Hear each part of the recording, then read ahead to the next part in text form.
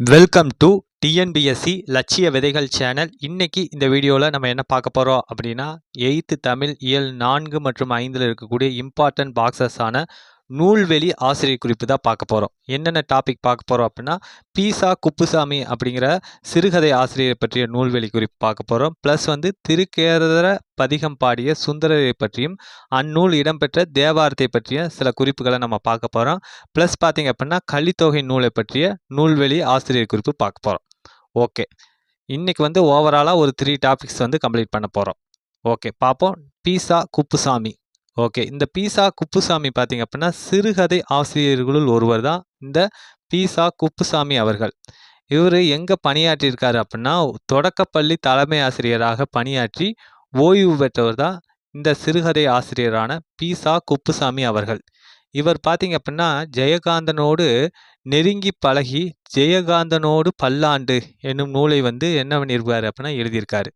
Okay, அது மட்டும் இல்லாமல் இவர் பாடப்பகுதியில் ஒரு கதை கொடுக்கப்பட்டுள்ளது. அந்த கதை படித்து பாருங்கள் ஃப்ரீ டைமில், நல்லா இருக்குது. அந்த கதை எந்த நூலில் இடம்பெற்றிருக்கு அப்படின்னா ஒரு ஆரம்ப பள்ளி ஆசிரியரின் குறிப்புகள் அப்படிங்கிற நூலில் இடம்பெற்றுள்ளது.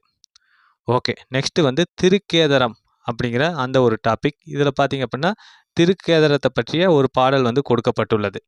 ஓகே, அந்த பாடலை பாடியவர் யார் அப்படின்னா சுந்தரர் அவர் தான் திருக்கேதரம் அப்படிங்கிற அந்த ஒரு பாடலை பாடியிருப்பார். ஓகேங்களா, இந்த கொஷின் பார்த்தீங்க அப்படின்னா இப்போ ரீசெண்டாக நடந்து முடிஞ்ச குரூப் 4 எக்ஸாமில் கேட்டிருந்தாங்க. ஓகே, இவருக்கு வழங்கிய சிறப்பு பெயர்கள் என்னென்ன அப்படின்னா நம்பி ஆரூரார், தம்பிரான் தோழன். இந்த பெயரெல்லாம் இவருக்கு வழங்கப்பட்ட சிறப்பு பெயர்கள். ஓகே, இவர் அருளிய தேவார பாடல்கள் 12 திருமுறைகளுள் எத்தனையாவது திருமுறையாக வைக்கப்பட்டுள்ளது? 7ஆம் திருமுறையாக வைக்கப்பட்டுள்ளது. ஓகேங்களா, 12 திருமுறைகளில் 1, 2, 3 திருமுறைகளை எழுதியவர் யார் அப்படின்னா திருஞான சம்பந்தர் அவர்கள். ஓகே, 4, 5, 6 அந்த திருமுறைகளை இயற்றியவர் யார் அப்படின்னா திருநாவுக்கரசர் அவர்கள். 7வது திருமுறை இயற்றியவர் சுந்தரர் அவர்கள். 10வது திருமுறை இயற்றியவர் யார் அப்படின்னா மாணிக்க வாசகர் அவர்கள். ஓகே, நெக்ஸ்ட் பார்த்தீங்க அப்படின்னா இவர் இயற்றிய திருத்தொண்ட தொகையை முதல் நூலாக கொண்டு சேக்கிலார் என்ன பண்ணியிருக்காரு அப்படின்னா பெரிய புராணம் அப்படிங்கிற அந்த ஒரு நூலை படைச்சிருக்காரு. ஓகேங்களா, பெரிய புராணத்தை சேக்கிலார் இயற்ற முக்கியமான காரணம் இவர் இயற்றிய திருத்தொண்ட தொகை அப்படிங்கிற அந்த ஒரு நூல் தான். ஓகே, தேவாரம் அப்படின்னு சொல்கிறாங்களே அது யார் யார் பாடிய பாடல்களின் தொகுப்பு அப்படின்னா திருஞான சம்பந்தர், திருநாவுக்கரசர், சுந்தரர் ஆகிய மூவர் பாடிய பாடல்களின் தொகுப்பு தான் தேவாரம் அப்படின்னு சொல்லப்படுது. ஓகே, இந்நூலை தொகுத்தவர் யாரு அப்படின்னா நம்பியாண்டார் நம்பி அவர்கள் தான் தேவார நூலை தொகுத்திருக்காரு.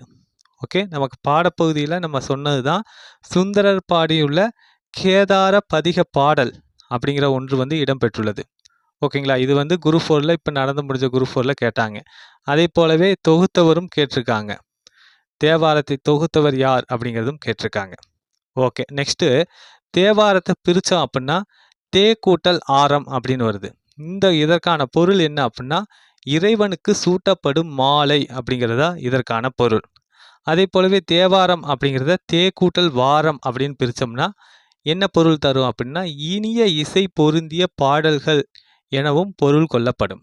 ஓகே, அடுத்து பார்த்தீங்க அப்படின்னா பதிகம் என்பது எத்தனை பாடல்களை கொண்டுள்ளது அப்படின்னா 10 பாடல்களை கொண்டுள்ளது.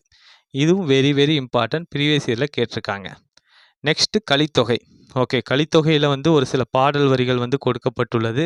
என்னென்ன அப்படின்னா ஆற்றுதல் என்பது அளந்தவருக்கு உதவுதல், பண்பு எனப்படுவது பாடறிந்து ஒழுகுதல், அன்பு எனப்படுவது தன்கிளை செராமை. ஓகேங்களா, நிறைப்பொருள் எனப்படுவது மறை பிறர் அறியாமை அப்படிங்கிற வரிகள்லாம் கலித்தொகை நூலில் இடம்பெற்றுள்ளது. ஓகே, இந்த கலித்தொகை நூல்களில் பார்த்தீங்க அப்படின்னா 8 தொகை நூல்களில் ஒன்று தான் இந்த கலித்தொகை நூல்கள். இந்த கலித்தொகை பார்த்தீங்க அப்படின்னா எந்த பாவகையால் இயற்றப்படுது அப்படின்னா கலிப்பா அப்படிங்கிற அந்த ஒரு பாவகையால் தான் கலித்தொகை நூல் இயற்றப்படுது. இந்த கலித்தொகை நூல் எத்தனை பாடல்களை கொண்டுள்ளது அப்படின்னா 150 பாடல்களை கொண்டுள்ளது. ஓகே, இந்த கலித்தொகை பார்த்தீங்கன்னா 5 பிரிவுகளை கொண்டுள்ளது. என்னென்ன பிரிவுனா குறிஞ்சிக்களி, முல்லைக்களி, மருதக்களி, நெய்தற்களி, பாலைக்களி என்னும் 5 பிரிவுகளை உடையது கலித்தொகை நூல். ஓகே, இந்த கலித்தொகையை தொகுத்தவர் யார் அப்படின்னா நல்லந்துவனார் அவர்கள் தான் இந்த கலித்தொகை அப்படிங்கிற அந்த ஒரு நூலை வந்து தொகுத்திருக்காரு. இந்த கொஷின் வெரி வெரி இம்பார்ட்டன்ட். இது வந்து ப்ரீவியஸ் இயரில் கேட்டிருக்காங்க. அதே போலவே எத்தனை பாடல்களை கொண்டுள்ளது அப்படிங்கிறதும் ப்ரீவியஸ் இயரில் கேட்டிருக்காங்க. ஓகே, இதில் பார்த்தீங்க அப்படின்னா இவர் வந்து நெய்தல் களி பாடல்களை இயற்றியவர் யார் அப்படின்னா நல்லந்துவனார். 5 பிரிவுகள் இருக்குது. அதில் வந்து நெய்தல் களி பாடல்களை இயற்றியவர் யாருன்னா நல்லந்துவனார் அவர்கள். நெய்தல் களியில் எத்தனை பாடல்கள் அவர் இயற்றியிருப்பார் அப்படின்னா 33 பாடல்களை வந்து நல்லந்துவனார் அவர்கள் இயற்றியிருப்பார். ஓகேங்களா? ஓகே, நம்ம வந்து 3 டாபிக்ஸ் வந்து கம்ப்ளீட் பண்ணிட்டோம். மீண்டும் அடுத்த வீடியோவில் சந்திப்போம். தேங்க்யூ.